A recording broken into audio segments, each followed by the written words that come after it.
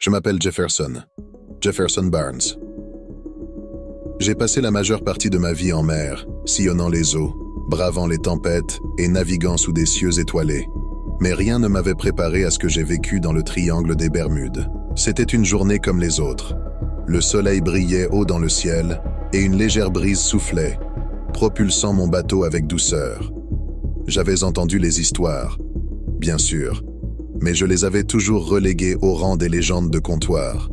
Des avions disparus, des navires engloutis, des marins jamais retrouvés.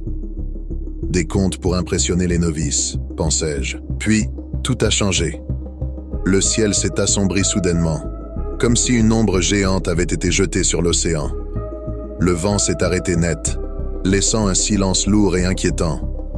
C'est là que je l'ai vu.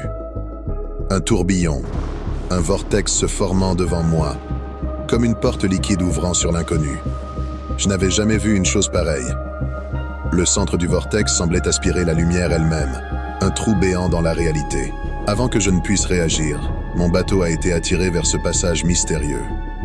Les vagues tournaient autour de moi, formant une danse hypnotique, et en un clin d'œil, j'ai été englouti par le vortex. L'intérieur était indescriptible.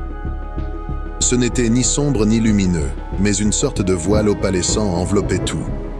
J'avais l'impression de flotter dans un espace-temps déformé, où le passé, le présent et le futur se mélangeaient. Les secondes semblaient des heures, et les heures des éternités. Des visions de mondes inconnus, des créatures étranges et des paysages surréalistes défilaient devant mes yeux. Était-ce un rêve? Une hallucination? Puis, aussi soudainement que j'étais entré, j'en suis ressorti. Le ciel était redevenu bleu, la brise soufflait à nouveau, et la mer était calme comme si rien ne s'était passé. Mon bateau flottait paisiblement, et j'étais de retour. Mais où? Tout semblait pareil, mais une étrange sensation persistait en moi, comme si une partie de moi était restée dans ce vortex. Je n'ai jamais su ce qui s'était réellement passé. Était-ce un passage vers une autre dimension? Un portail temporel? Je ne le saurais jamais. Mais une chose est sûre, ces histoires de triangle des Bermudes, il y a plus de vérité en elles que je ne le pensais.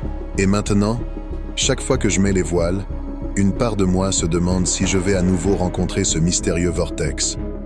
Alors, la prochaine fois que vous entendrez parler du triangle des Bermudes, rappelez-vous de mon histoire.